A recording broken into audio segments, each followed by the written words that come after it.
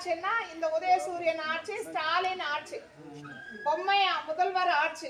இந்த உதயசூரியன் ஆட்சி, ஸ்டாலின் ஆட்சி, பொம்மை முதல்வர் ஆட்சி பண்றாரு. பொம்மை இன்னும் முதல்வரா இருக்கும்போது என்ன இருக்கும்?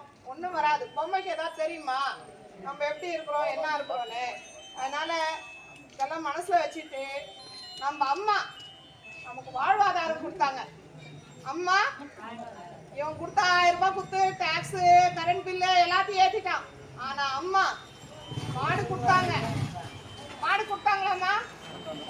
ஆடு கொடுத்தாங்க, கோழி கொடுத்தாங்க, கொட்டாய் கொடுத்தாங்க. ஒவ்வொருத்தருக்கும் ஒவ்வொரு மாதிரி. இல்ல சொல்றது கேளுங்க, ஒவ்வொருத்தருக்கும் ஒரு மாதிரி ஜனங்களுக்கு ஏதாவது ஒண்ணு அம்மா ஆட்சியில இருந்து வந்தது. வந்ததா இல்லையா? கண்ணுக்கு எதிர்ப்பா வந்ததா இல்லையா? இருந்துச்சு. அப்பேற்பட்ட ஆட்சி வாழ்வாதாரத்துக்காக கொடுத்தாங்க. மாட்டுல பால் கறந்து வித்துக்கணும், ஆடை வித்து காசு ஆக்கணும், கோழியை வித்து காசு ஆக்கணும், முட்டை தந்தது, சுகாதாரமா இருந்தது. ரோடுக்கு கூடமா இந்த ரோடெல்லாம் அம்மா ஆட்சியில போட்ட ரோடு, இப்ப போட்ட ரோடு கிடையாது. இந்த ரோடு கூட நமக்கு சரி கிடையாது. எல்லாத்துலயும் எங்கெங்க சுருட்ட முடியுமோ எல்லாத்துலயும் சுருட்டுற ஆட்சி எந்த ஆட்சின்னா உதயசூரியன் ஆட்சி, ஸ்டாலின் பொம்மை முதல்வர் ஆட்சி. இந்த ஆட்சிக்கு நம்ம ஓட்டு போடலாமா? போடலாமாமா? வாய் வரலையே. இந்த ஆட்சிக்கு நம்ம ஓட்டு போடலாமா? போடக்கூடாது. நம்ம ஐயா எடப்பாடியார் அம்மா இறந்த உடனே பதவி ஏறினார். எவ்வளோ கஷ்டம் கட்சியிலேயே. ஆனாலும் நம்மளெல்லாம் காப்பாற்றி 2 வருஷம் நல்லபடியா போயிட்டு இருந்தது.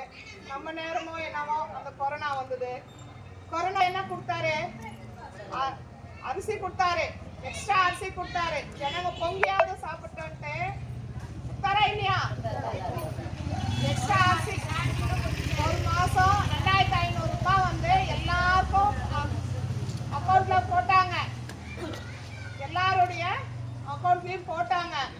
எல்லாருக்கும் போட்டு நமக்கு ரேஷன் கடையில கொடுத்தாங்க. பேங்க்குக்கு போய் வாங்க முடியாது, ரேஷன் கடையில கொடுத்தாங்க. சுண்டல் கொடுத்தாங்க, பருப்பு கொடுத்தாங்க. நம்ம நல்லா இருக்கணும்னு எல்லாமே செஞ்சாரு. அவருக்கு ஓட்டு போடாம நம்ம என்ன பண்ணிட்டோம்? உதயசூரியன் ஆட்சி வந்தா நமக்கு விடிவு காலம் வந்துடும் அப்படின்ட்டு அவர் ஓட்டு போட்டோம். அவங்க விடிவு காலம் வந்தது, அழிவு காலம் வந்தது. என்ன கொடுத்தாங்கன்னா முக்கியமா கஞ்சா கொடுத்தான். என்ன கொடுத்தான்னா கஞ்சா கொடுத்தான். என்ன கொடுத்தா? அது வந்து முன்னாடி காலத்துல எல்லாம் குடிச்சுட்டு பெரியவங்க ஏதோ வேலைக்கு போறவங்க குடிச்சிட்டு ஒரு ஓரமா பத்துனா அப்பே இல்லாம இருந்தது. எங்கேயுமே தப்பு நடக்கல எனக்கு தெரிஞ்சு. 100ல் 1 நடந்தா சரி. ஆனா இப்போ இந்த கஞ்சா அடிச்சுட்டு சின்ன சின்ன பசங்க, குழந்தைங்களுடைய படிப்பு போயிடுச்சு, குழந்தைங்களுடைய ஃபியூச்சரே போயிடுச்சு. நாளை எதிர்காலம் யாருமா? பிள்ளைங்க. நாளை எதிர்காலம் பிள்ளைங்க. அந்த பிள்ளைங்களுடைய வாழ்க்கையே அழிச்சிட்டான். பிள்ளைங்களுடைய வாழ்க்கையே அழிச்சிட்டான். பசங்க 4 வயசு பசங்கள்ல இருந்து 18 வயசு பசங்க வரைக்கும் கஞ்சா அடிக்கிறாங்க. கஞ்சா அடிக்கிறாங்க. கஞ்சா அடிச்சுட்டு அவனுக்கு அம்மா தெரியல, தங்கச்சி தெரியல, சின்ன பொண்ணு தெரியல, பாட்டி தெரியல, 78 வயசு பாட்டியும் தெரியல, 78 வயசு பாட்டியும் தெரியல. அந்த மாதிரி கஞ்சாவை யாருமா விற்கிறத? இந்த உதயசூரியன் கட்சிக்காரன் தான் விற்கிறான். கஞ்சாவை யார் விற்கிறது? உதயசூரியன் கட்சிக்காரன் தான் விற்கிறான். அதை கண்ட்ரோல் பண்ண நினைச்ச ஒரு சிஎம் கண்ட்ரோல் பண்ண முடியாதா? பண்ணலாம். ஆனா அவன் பண்ணல. நம்ம நிறைய சம்பாதிச்சுட்டு வீடு பங்களா வீடுங்க அப்படியே வெள்ளி தீர்வோ எல்லாத்தையும் வாங்கி வச்சுக்கலான்ட்டு எல்லாத்தையும் விட்டுட்டாங்க. இப்போ யாரு அழிஞ்சு போனது? நாம தான் அழிஞ்சு போனோம். ஓட்டு போட்டவங்க தான் அழிஞ்சு போனோம். அவங்க நல்லா இருக்கிறாங்க, நாம தான் அழிஞ்சு போனோம். இது நமக்கு தேவையா? தேவைதான். அவனுக்கு ஓட்டு போட்டல, அதனால இது நமக்கு தேவைதான். அதனால இந்த வாட்டி நம்ம என்ன பண்ணோம்? ஓட்டு மாத்தி வெட்டை இலைக்கு ஓட்டு போடணும். யாருக்கு ஓட்டு போடனா? நம்ம அம்மா என்ன பண்ணாங்கம்மா? தாலிக்கு தங்கம் கொடுத்தாங்க. தாலிக்கு தங்கம் கொடுத்தாங்க. பசங்க படிக்கிறதுக்கு லேப்டாப் கொடுத்தாங்க. பசங்க படிக்கிறதுக்கு லேப்டாப் கொடுத்தாங்க. ஸ்கூலு பசங்க பொம்பளை பசங்க யாருமே ஸ்கூலுக்கு போனா 27 வகை பொருள் கொடுத்தாங்க. பேக் கொடுத்தாங்க, வாட்டர் கேன் கொடுத்தாங்க, நோட் புக் கொடுத்தாங்க, ஜாமெட்ரி பாக்ஸ் கொடுத்தாங்க, பெண்ணை கொடுத்தாங்க.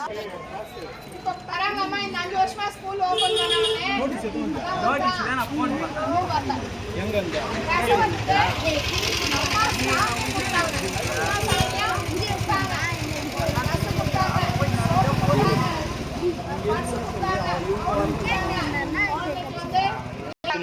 எல்லாம் கொடுத்து 18,000 காசும் கொடுத்தாங்க. 2 பொம்பளை பசங்க பிறந்தா 50,000 ரூபாய் பிக்சட்ல போட்டாங்க அம்மா.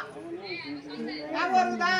2 பொம்பளை பசங்க பிறந்தா 50,000 ரூபாய் பிக்சட்ல போட்டாங்க. அதே மாதிரி குழந்தைங்க கல்யாணம்னா படிச்ச பசங்க +2 படிச்ச பசங்க 25,000 வந்தது குழந்தைங்க கல்யாணத்துக்கு. டிகிரி படிச்சிருந்தா அம்மா கொடுத்தாங்க. ஒரு 1000 ரூபாய் கொடுத்துட்டு 1000 ரூபாய் கூட பாதி மாசம் கழிச்சு கொடுத்துட்டு, நீ எனக்கு அது கொடுத்த, நான் உனக்கு அது செஞ்சேன். பெண்கள் எல்லாம் என் நாட்டின் கண்கள்னு சொல்றான். பெண்களுடைய வாழ்க்கையே அழிச்சிட்டான். 2 வயசு குழந்தையில இருந்து 78 வயசு குழந்தைய வயசானவங்க வரைக்கும் கூட இல்லை. கற்பழிப்பு, கொல்லை, தாலி அறுப்பு, இதுதான் அவன் பண்ற ஆட்சி. இந்த ஆட்சி நமக்கு வேணுமா? அதனால நம்ம ரெட்டைலைக்கு ஓட்டு போட்டு நம்ம ஹரியண்ணாவை ஜெயிக்க வச்சு நம்ம எடப்பாடியார சிஎம் ஆக்கணும். நம் திருத்தணியின் வேட்பாளர் யாரு? ஹரியண்ணா. திருத்தணியின் வேட்பாளர் ஹரியண்ணா. நம்ம சின்னம், நமது சின்னம், நமது சின்னம் மறந்து போக கூடாது. நாளைக்கு எவனாவது வந்து 500 ரூபாய் 600 ரூபாய் காசு கொடுத்துட்டு எனக்கு ஓட்டு போடணும் போடக்கூடாது. காசு கொடுக்குற ஆட்சி, காசு கொடுக்குற ஆட்சி வராது. அதனால அவனை நம்மள காசுல விலைக்கு வாங்கிடலாம்னு நினைக்கிறான். நம்ம விலைக்கு போவோமா? போகக்கூடாது. நம்ம கட்சி நம்ம நல்லா இருக்கணும்னா நம்ம ரெட்டையில கட்சிக்கு ஓட்டு போடணும். ஜெயிக்க வச்சதுக்கு அப்புறம் என்னென்ன தராருன்னு சொல்லட்டா? ஜெயிச்ச உடனே முதல் கழைத்து நம்ம எடப்பாடி, நம்ம அண்ணா ஜெயிச்சு, ஹரியண்ணா ஜெயிச்சு எடப்பாடியார் சிஎம் சீட்ல உட்கார்ந்த உடனே முதல் கழைத்து என்னம்மா? 10,000 ரூபாய். ஒவ்வொரு குடும்ப அட்டைக்கும் 10,000 ரூபாய். முதல் கழைத்து 10,000 ரூபாய். ரெண்டாவது 1000 ரூபாய் வாங்குறீங்கல்ல, ஒருத்தர் வாங்குறீங்க ஒருத்தர் வாங்கல. ஆனா 1000 ரூபாய் வந்து எல்லாருக்குமே வாங்கலாம்.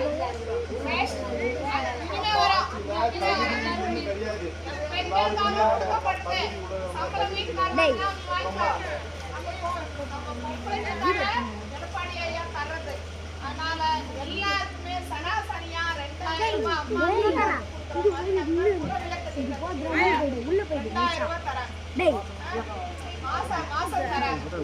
100 நாள் வேலை, 100 நாள் வேலை.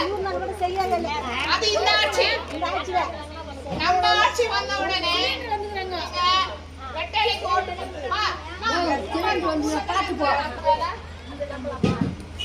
நம்பலன்னா அண்ணன் கேளுங்க.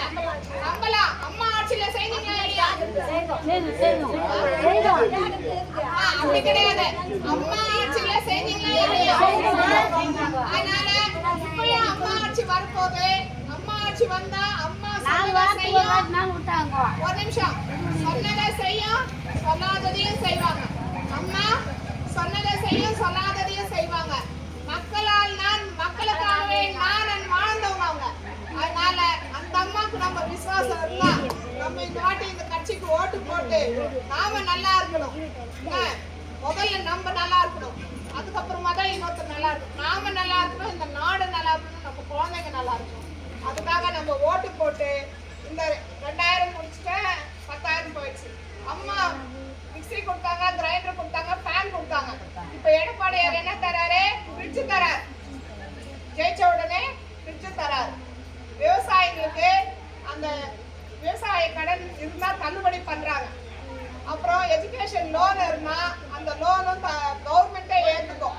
இந்த போதை, இந்த கஞ்சா இருக்குல்ல, இந்த கஞ்சாவை வந்த 3 மாசத்துல எடப்பாடியார் கண்ட்ரோல்ல கொண்டு வந்து அந்த கஞ்சா விக்கிறவன் எல்லாம் தூக்கி உள்ள போட்டு சாப்பிட்றாங்கல்ல அந்த பசங்களெல்லாம் சீர்திருத்த பள்ளியில சேர்த்து அவங்கள நல்ல பிள்ளைங்களாக்கி கொண்டு விடுறதை யார் பொறுப்பு? எடப்பாடியார் பொறுப்பு. யார் பொறுப்பு? எடப்பாடியார் பொறுப்பு. ஆண்களுக்கும் பஸ் ஃப்ரீ, ஆண்களுக்கும் bus free, cylinder 3 free. Stalin சொன்னா நானே நீ என்ன 50 ரூபாய் 70 ரூபாய் போட்டுது, நான் 100 ரூபாய் மானியம் தரேன்னு சொன்னான். கொடுத்தாரா? கொடுக்கல. அதனால நம்ம எடப்பாடியார் 3 சிலிண்டரே தராரு. 3 சிலிண்டரே தராரு. இல்லையா?